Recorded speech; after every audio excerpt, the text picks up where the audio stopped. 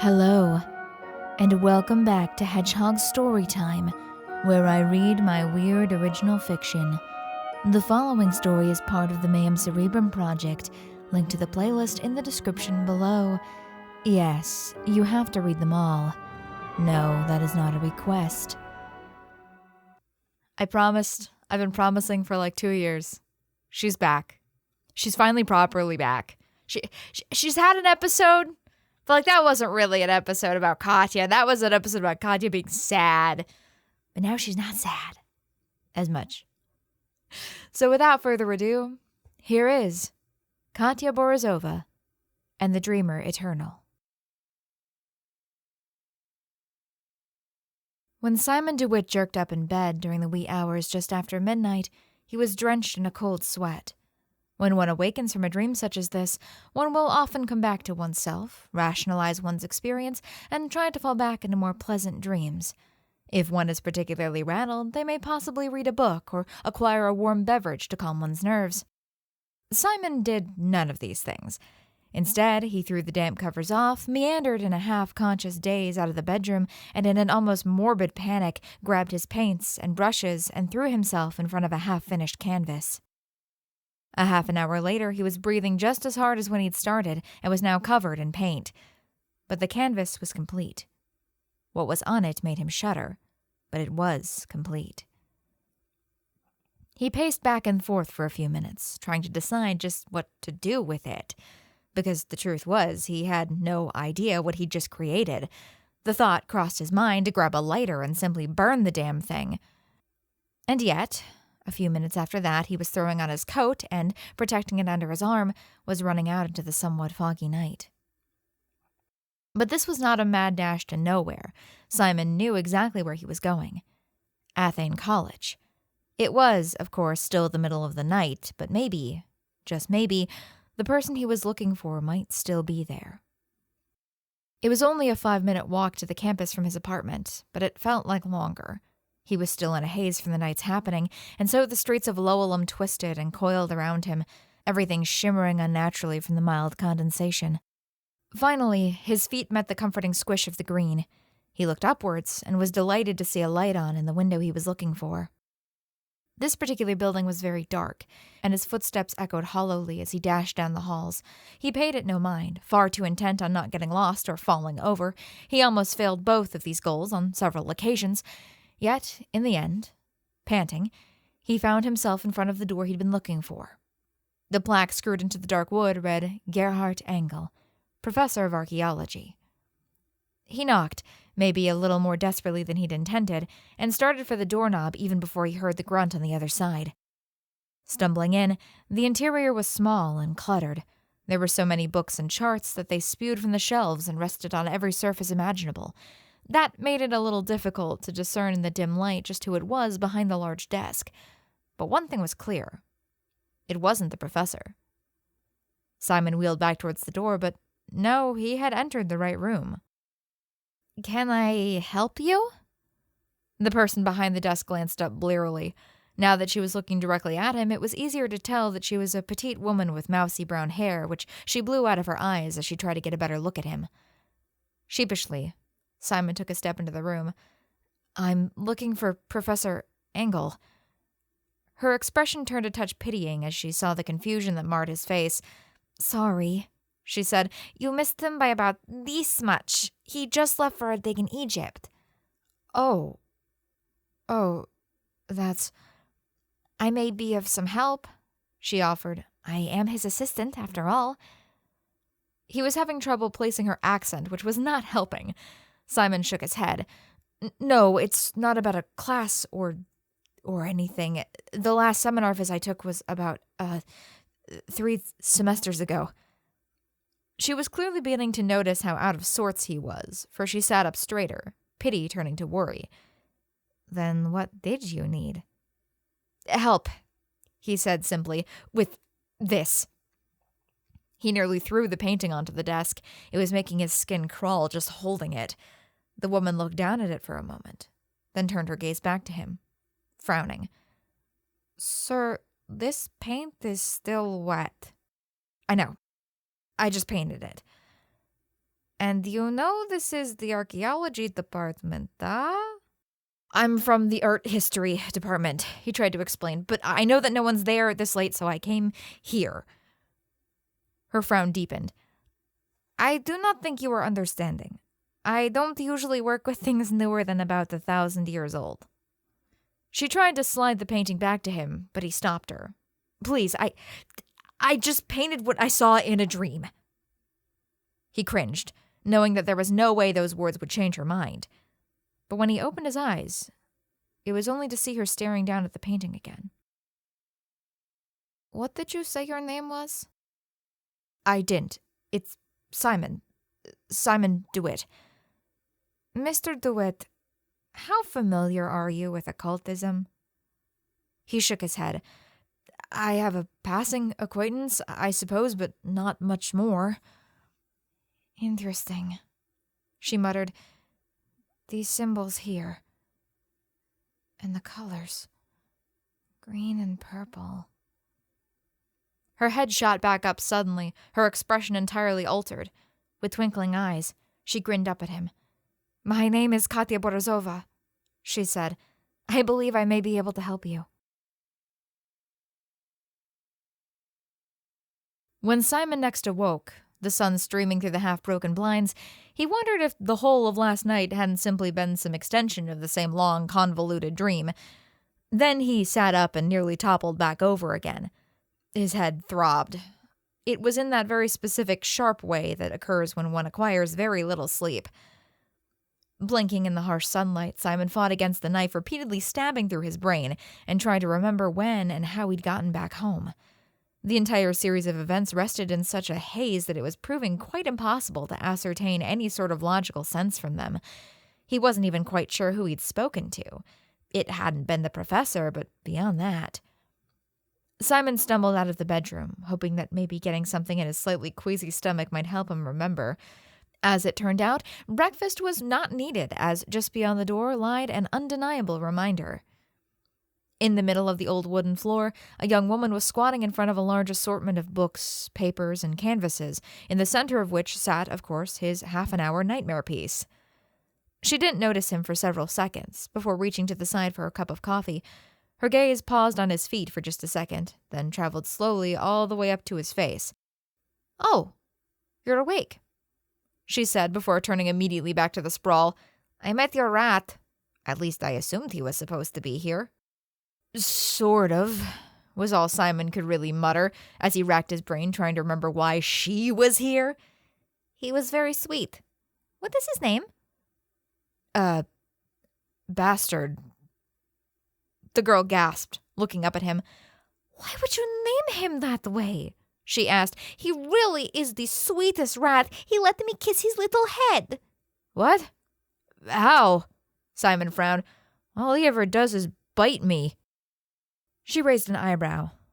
Then maybe it is you who is bastard. Simon felt his cheeks turning red for reasons he could not quite determine. We're getting off track, he frowned. Oh, I suppose you want to know what I've been doing since you passed out on me.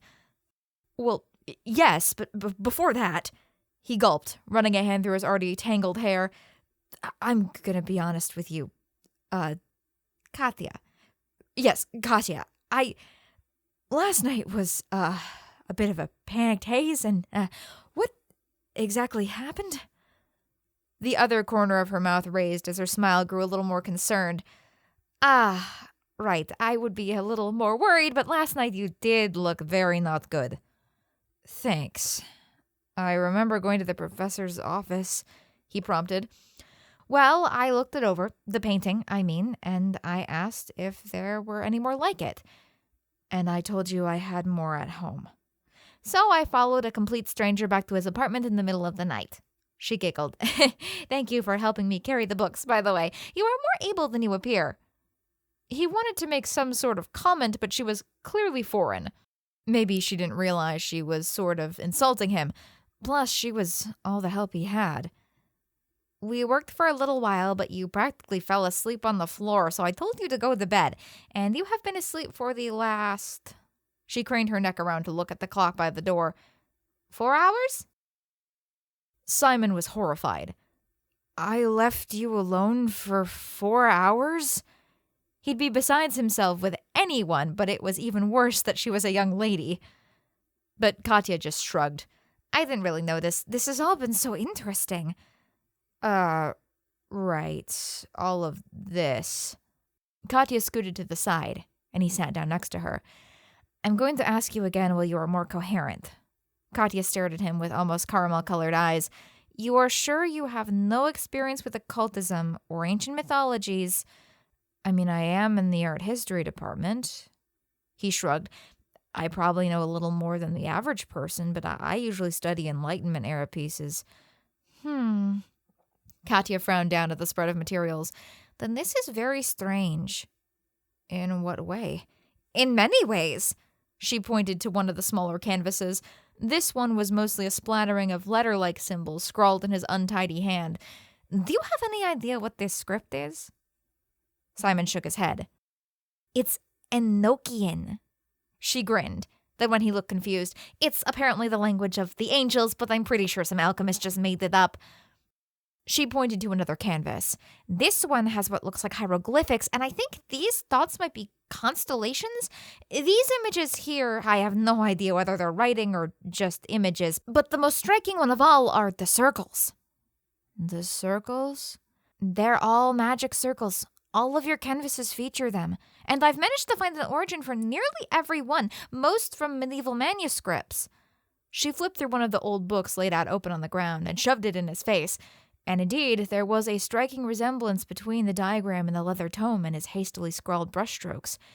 But that's not all they have in common, she beamed up at him. They're not just any old magic circles. They're all summoning circles. Summoning circles? Simon heard his own voice hitch a little. For summoning what? Oh, all sorts of things, it looks like. We have everything from demons to angels to elementals. There's only one exception. What's that? She pointed to the middle of the pile, his canvas from last night. This one. You see this shape here? She traced a circular pattern towards the center. This seems to be it, but it's, well, irregular. Upon seeing his expression, she explained. Most summoning circles are largely symmetrical, but this one has some odd shapes on the top. And indeed, the jagged lines towards the top seem to break the circle. There's a few discrepancies in the rest as well, but nothing as bad as this one. I probably just painted them imperfectly. They're from dreams, after all. Katya's eyes widened. I wanted to ask about that. I never got the chance last night. You said you painted all of these after having bad dreams. That's why I took an interest. Before he left for his expedition, Professor Engel had been studying others' dreams. He had me take notes on a lot of them, but I have no idea why. Do you remember yours? He had to think about that one for a second. I think it's usually very dark. Kind of suffocating. I think I'm deep underground, and there's a voice with me. It's different every time, but it's always saying the same thing. Which is? Katya prompted, after he fell silent. Sorry, I can't quite wrap my head around it. If I'm honest, it mostly sounds like gibberish to me. I know there's more to them than that. A lot more, I think, but I can't seem to recall it. A voice, Katya thought. You think someone's there underground with you? Or something. Something like this? She asked, pointing once again to his most recent canvas. It was hidden beneath several layers of lettering, circles, and paint splatter. But now that he squinted, it seemed as if there was almost some sort of shape or shadow lurking behind those lines. He wasn't even quite sure it was made of paint at all. The sight made him shiver. He checked the other canvases, and although some were fainter than others, each one had what seemed like that same shape emerging from behind everything else he'd done. It, for some reason, felt very familiar to him. Yes, he muttered, an odd ringing beginning in his ears. Just like that.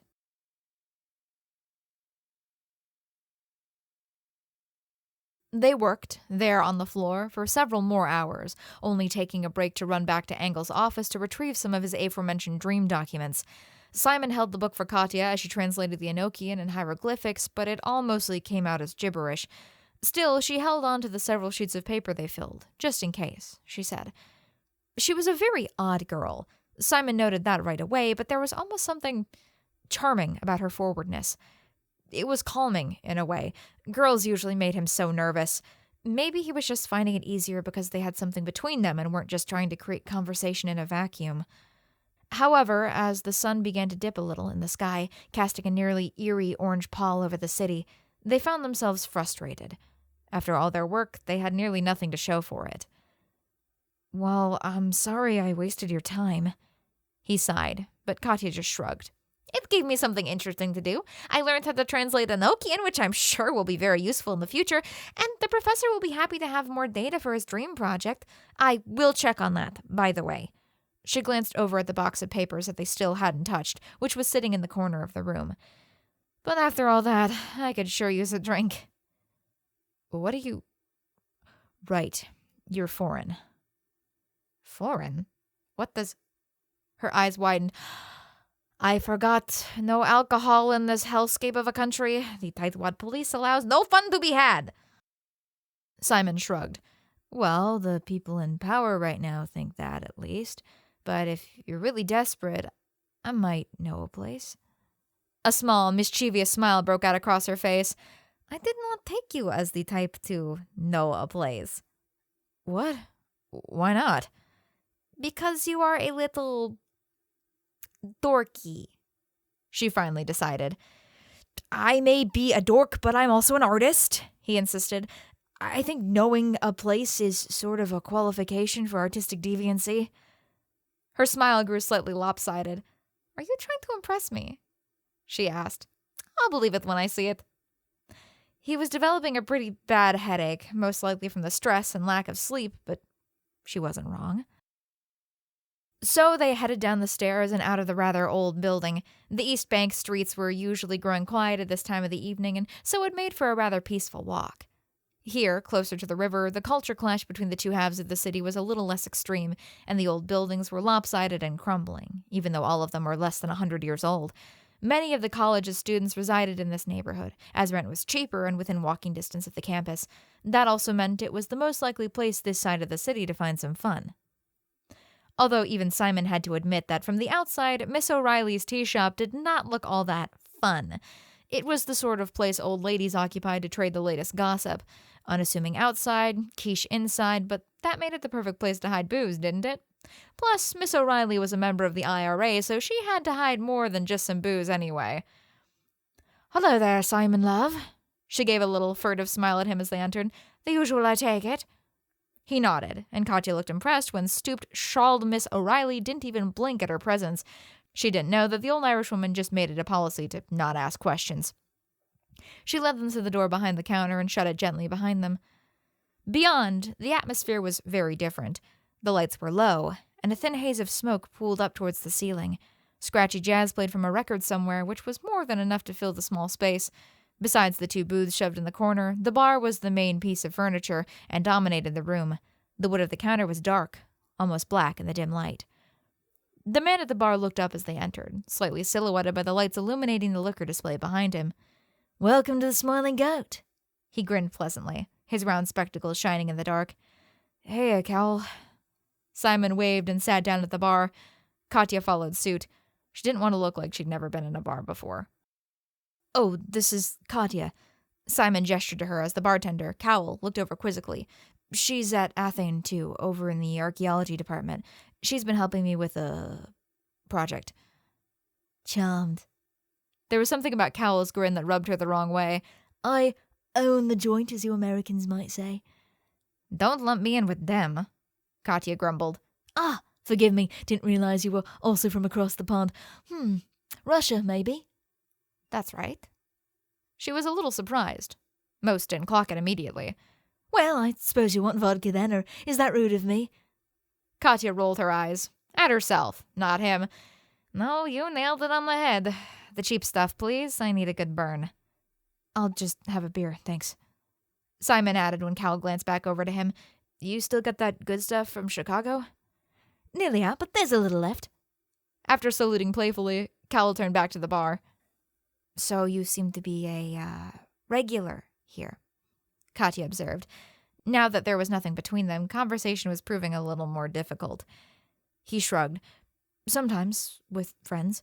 You meet a lot of people here that are interested in art. You know, the bohemian crowd. That reminds me, Katya said, nodding at Cal as he passed them their drinks. You are an artist. You paint, she asked when he looked confused. So why are you in art history department? Well, you've seen my work, he sighed. It's not very good. Katya frowned. Who told you that? Odd, maybe, but not bad. Is there a difference? Of course. Just because not everyone understands it doesn't make it inferior. Well, thank you. He smiled a little. I haven't heard that from a lot of people. So I thought, well, if I can't make it, I might as well study it. He rubbed his temples. His headache was getting worse. He hoped the alcohol might help. Katya frowned, opening her mouth to interject again, but he didn't let her.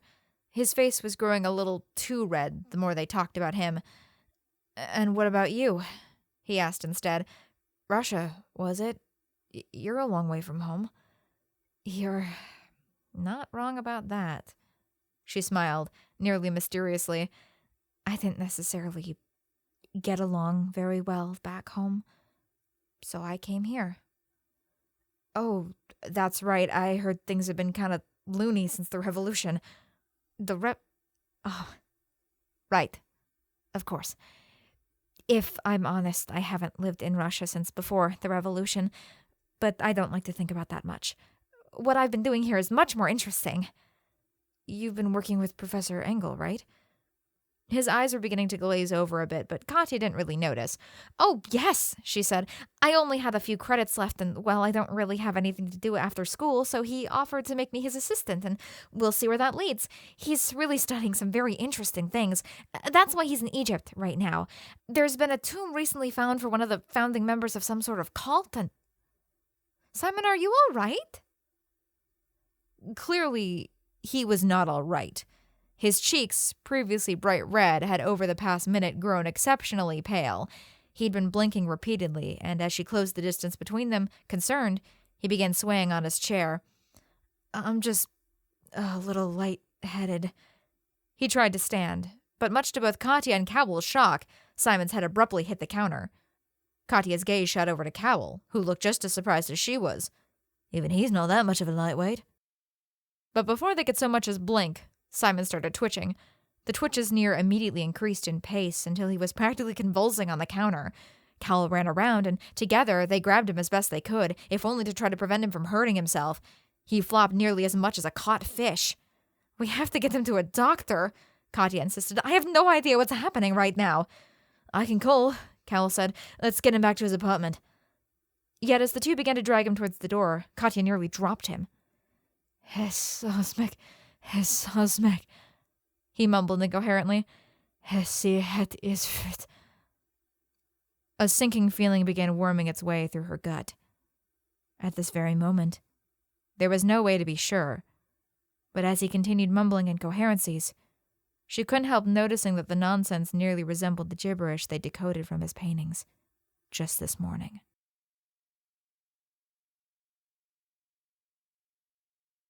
Are you sure there's no one else we can call? Katya asked from the door of Simon's apartment. If there is, I certainly don't know them. Cowell shrugged. I've only ever seen him with a few casual acquaintances. No family that I know of. And I didn't find anything to the contrary in the apartment. She sighed. Cowell looked sympathetic. I've called the doctor. He should be round in a minute, love. Katya didn't much care for suddenly being put in charge of a bedridden near stranger, but there wasn't much else she could do, was there? Cowell turned back once to give her a little wave, but now that she saw his face in full light, something itched at her. Wait, she called to him. I need to ask you a question, Mr. Cowell. Oh, please, just Cowell is fine. Cowell. She glanced up at his face, suddenly feeling very cold. We've met somewhere before.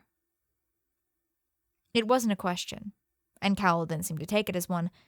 He smiled down at her, and then whispered, in perfect Russian, "The weather's a little warmer here, isn't it?"